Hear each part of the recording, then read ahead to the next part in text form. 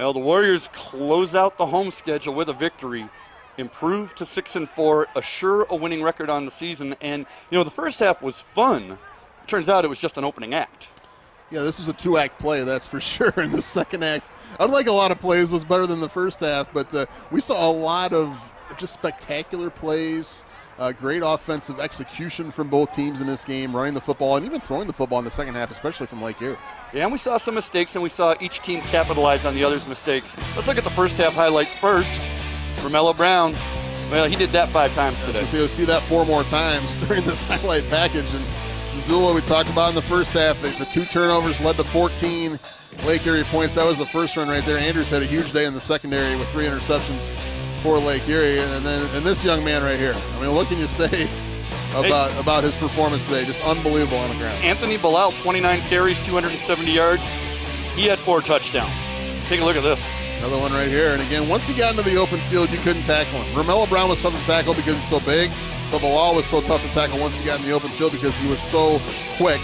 And the first turnover of the game right there for Lake Erie that led to 7 Wayne State points. Jamil Williams forces that fumble. Drew Dowding there to recover it, and that leads to who? Romello Brown. And on that run, he went over 1,000 yards for the season. And I remember correctly, I called it right before that play. I said he's going to have a long touchdown run here to go over 1,000 yards, which he did. Great pick by Williams right there toward the end of the first half. And then again, this time Stinson on that left side wide open in the end zone for a touchdown. Yeah, and Stinson, hey, he had 75 yards rushing on 17 carries. Normally you'd be talking about that. And how about Romello Brown showing a little Olympic hurdling skill there? Yeah, that hurdling skill led to this touchdown pass to Hicks right at the end of the first half. We thought at the time that was going to give Wayne State momentum. They needed to really put this game away in the second half and kind of make it a cakewalk. That was definitely not the case with the way Lake Erie came out to start the second half. And Jamel Hicks, 5 catches, 145 yards.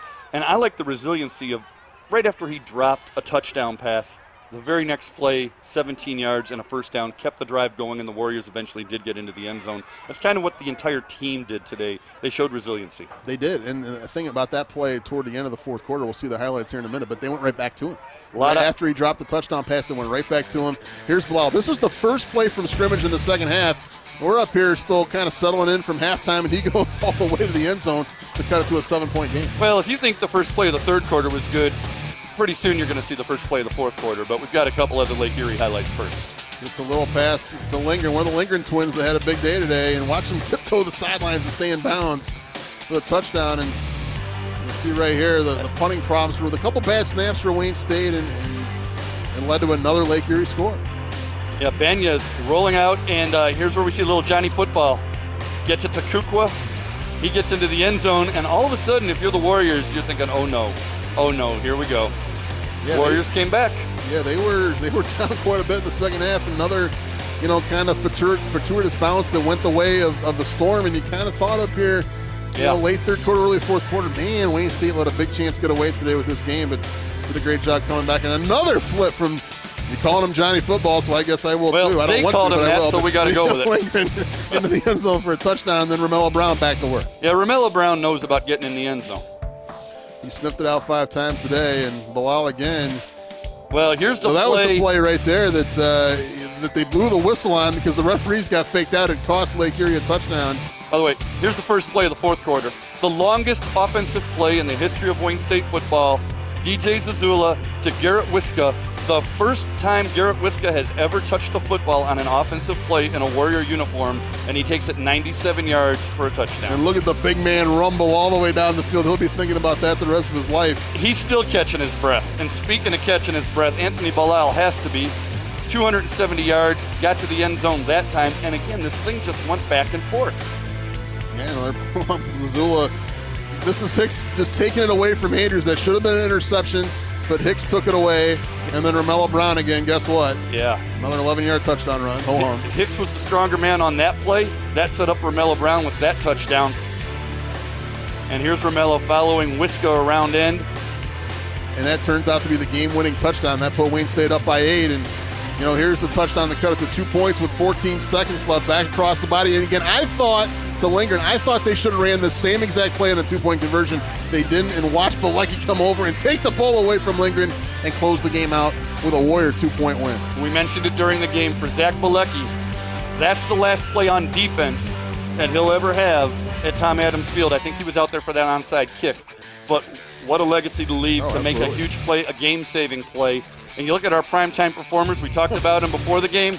They lived up to the billing. 270 yards and 4 touchdowns, 180 yards, 5 touchdowns. Oh, yeah, and a victory for that. And a victory. And 1 more touchdown and 2 more points in the game, so 1 more victory. But look at those numbers. 270 yards rushing, 4 touchdowns, and that even wasn't the best of the day. 180 yards, 5 touchdowns for Romello Brown. And let's take a look at some of the final numbers, and you're going to see that the Warriors with 593 yards of total offense. Hey, Lake Erie went over 500 as well. You're actually over 1,100 yards in total offense, and the first downs, 24 to 23. These stats are as close as the score, except for the time of possession, which was a little bit more in Wayne State's favor, but really a close game all the way, and you can see it reflected in the stats. 1,102 total yards in the game. That's unbelievable. The rushing yards, both teams over 300. Even Wayne State had a good day through the air as well, almost 300 yards passing for Zazula. And again, time of possession might have been the difference in the game because of the long, sustained drives that Wayne State had. And just not enough time for Lake Erie. Had to go for 2 on that after that last touchdown with a few seconds remaining in the game. But, Bilecki makes the play. You saw how close it was in the statistics and in the highlights. But Wayne State, give them credit. Their 4th straight win, moved to 6-4 in the season, and guarantee another winning season for Coach Paul Winters. Yeah, and just like last year, they finish up strong, finish up on a little bit of a roll. And we've mentioned it throughout the year. All these young guys, there is so much to build on for this team. And, yeah, they've got another game next week on the road, but this closes out the home season, and it closes out our broadcast season. These guys have been a lot of fun this year, and you can't help but think about the future with all those guys coming back, starting with the backfield of the quarterback and the 2 running backs. I can't wait for next year. When can we start?